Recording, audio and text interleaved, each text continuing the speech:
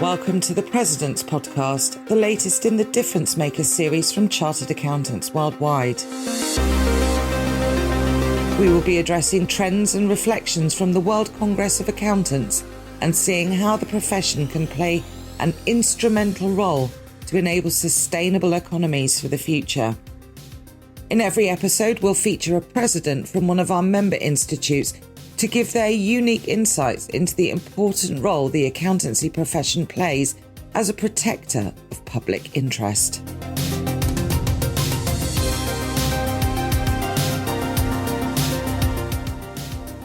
Today, I'm joined by Julia Penny, President of the Institute of Chartered Accountants, England and Wales. Welcome, Julia. Thank you, Anja. It's lovely to be here. So, Julia, how did you come to be a chartered accountant and eventually president of your institute? Well, it starts obviously a long time ago. I was at school in the sixth form, aged about 17, wondering what to do with the rest of my life, as you do. And I was in the library. I overstate, really. It's quite a tiny room that was the library. And on the shelves was an A to Z of careers. I got to accountancy partway down the first column, ACC, obviously, as the starting point. And I thought, that sounds really interesting. And I went straight off to the careers officer and said, how do you become a chartered accountant? And from there, I became a chartered accountant. Quite a few bits in between. Accidentally did a degree, having intended only to stay 1 year. But after several years doing a degree and then a training contract, I qualified as an ICAEW member in 1989. So that's part one of the story of how I became a chartered accountant.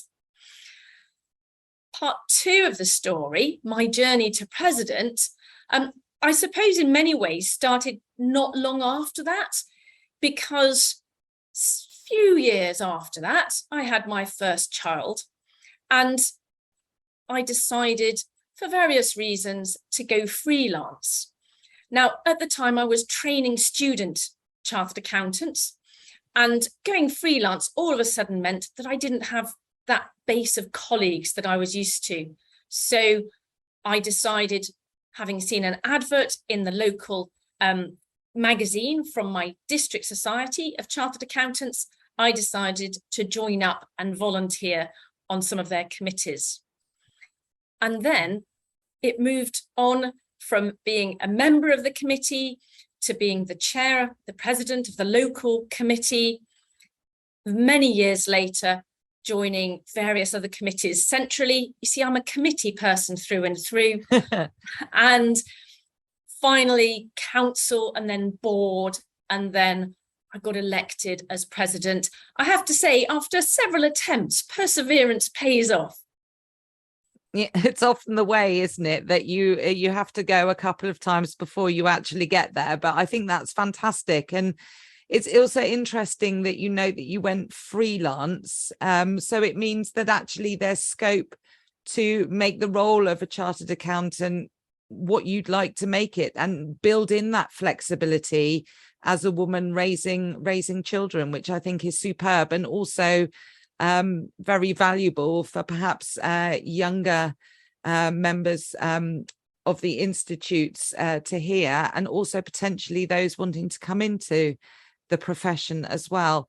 So when we think about the 8 key themes of the World Congress of Accounting last year in Mumbai, I'm really interested to know which one resonated most with you and why.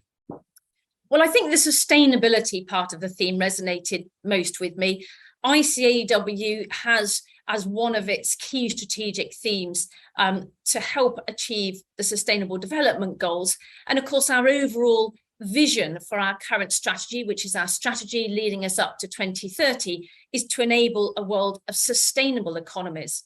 And really, the Institute sees as a whole the role of accountants as being absolutely core to being able to achieve this more sustainable future that we clearly need.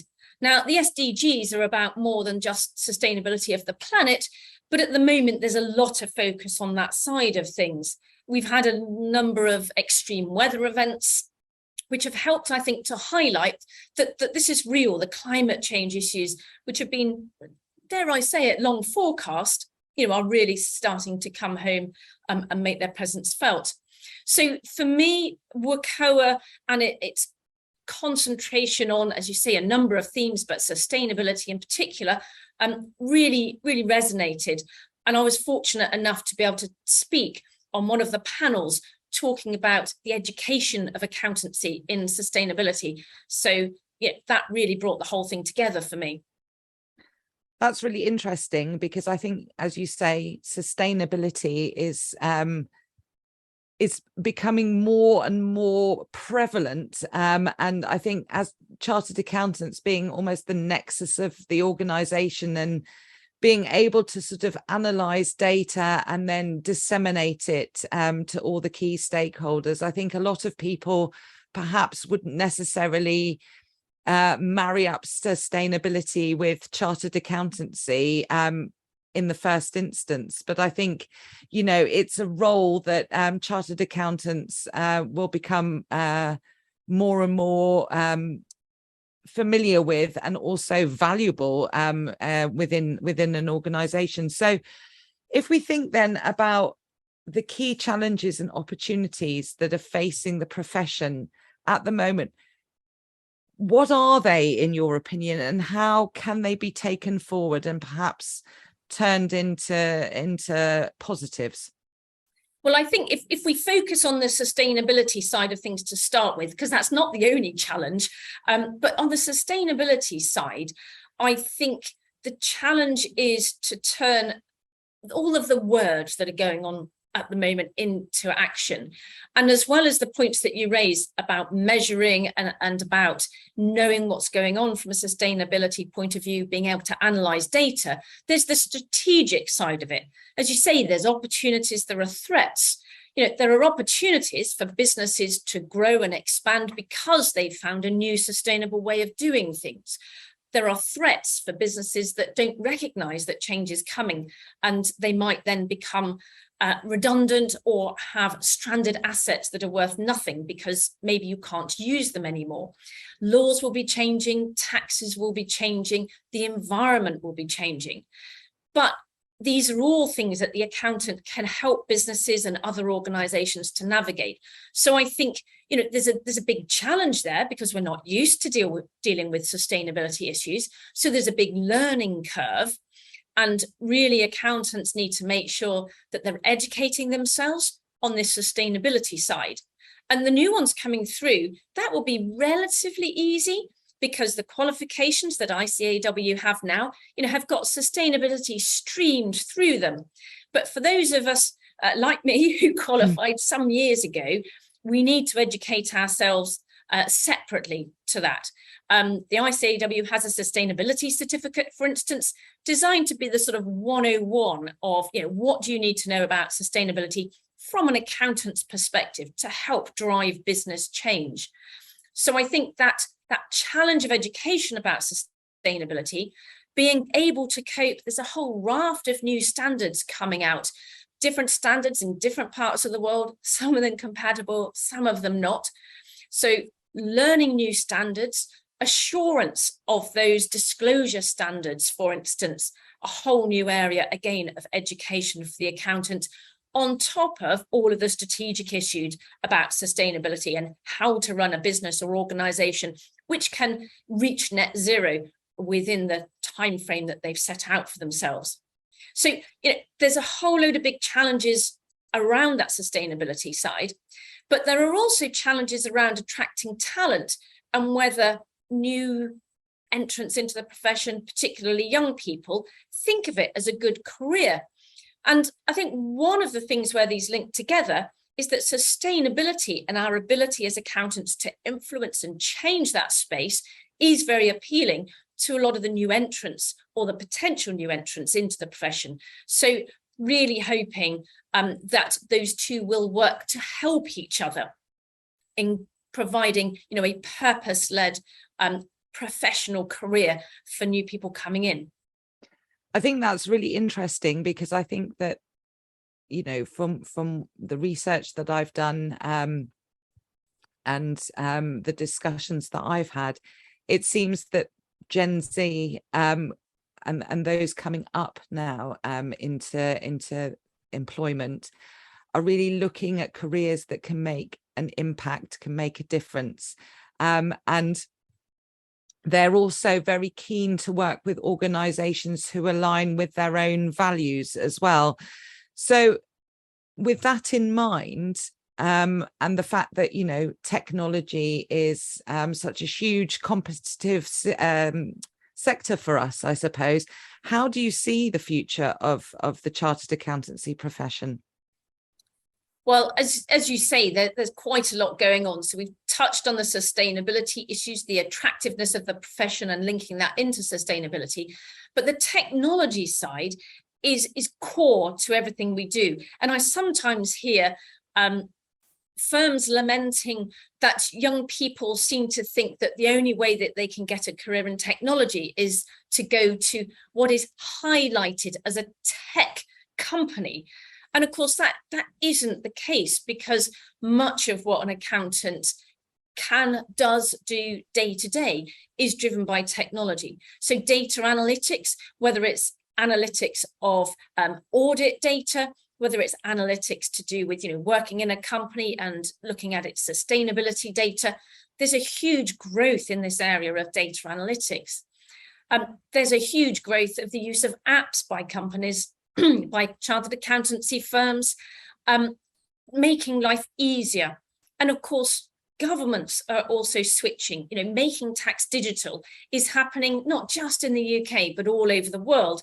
And this is transforming the way the profession works. We won't have in the future, although we still have it to a reasonable extent now, we won't have in the future a lot of the routine tax processing that goes on.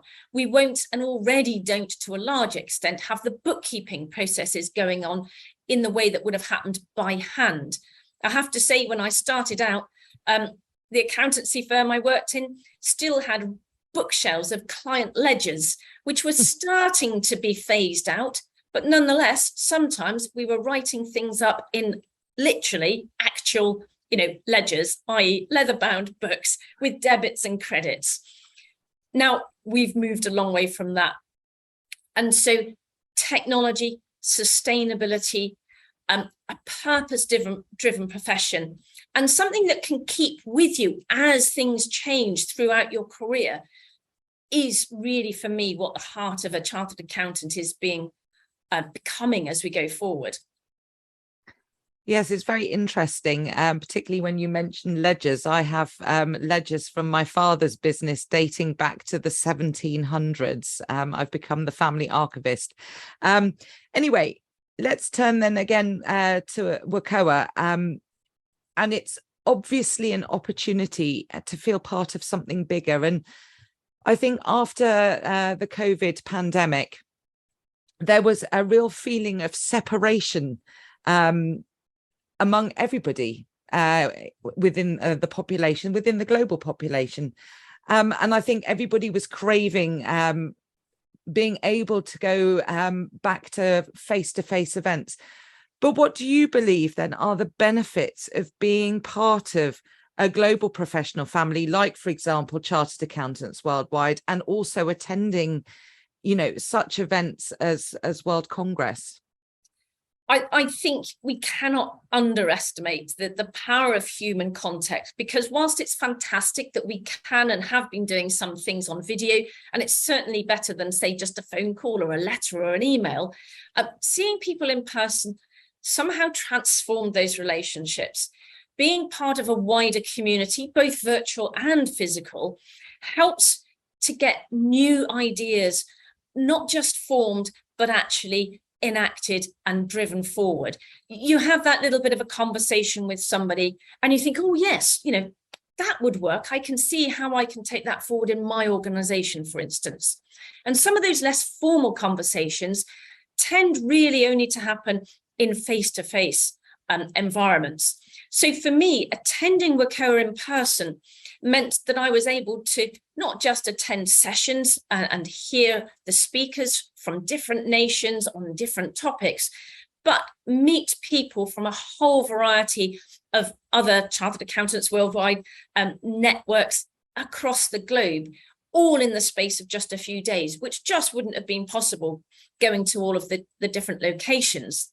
And because it was in person, you add that informality of the conversation, the little chat here, the little chat there, which so often, as I say, are the source of innovations, ideas, and taking things forward. I think the other impact that we see from face-to-face meeting is that we can build trust much more quickly, much more easily, often, than we can do when we're in a virtual environment. We clearly don't understand it all yet, but our brains seem to be happier forming relationships in person, quicker to form those relationships and cement those relationships in person than if we're doing things online. A balance of things is going to be needed, particularly if we want to achieve our sustainability targets. So we need a bit of both, but there's a lot to be gained from in-person interactions and seeing, well, there were 6,500 people or so registered to attend WCOA Live. And I have never seen such a huge hall with so many people at a conference. And after COVID in particular, it was really heartwarming to be able to meet so many people in person. It must have felt absolutely fantastic, actually, to be in such a huge space with people who are all of the same profession from all corners of the globe, and being able to just swap stories and compare notes, and as you say, I firmly believe that in person is where the best ideas are definitely formed and exchanged. So any other reflections then from WCOA that you'd like to share that stood out for you? I think that the benefit of WCOA and what comes home to you really is you've got all of these people that you're able to meet from, as you say, all sorts of different professional accountancy organizations, from regulators, from just local accountants who've come because, you know, they're not too far to travel, as well as those that have traveled a long way. And actually, we are a really global profession because you've got something in common with all of them. Even though there are variations on standards and law and tax and whatever in the different countries, so many of the things that we're dealing with are actually the same. We're all dealing with IFRS to some extent or another. We're all dealing with international standards on audit. We're all dealing with standards as they come out on sustainability.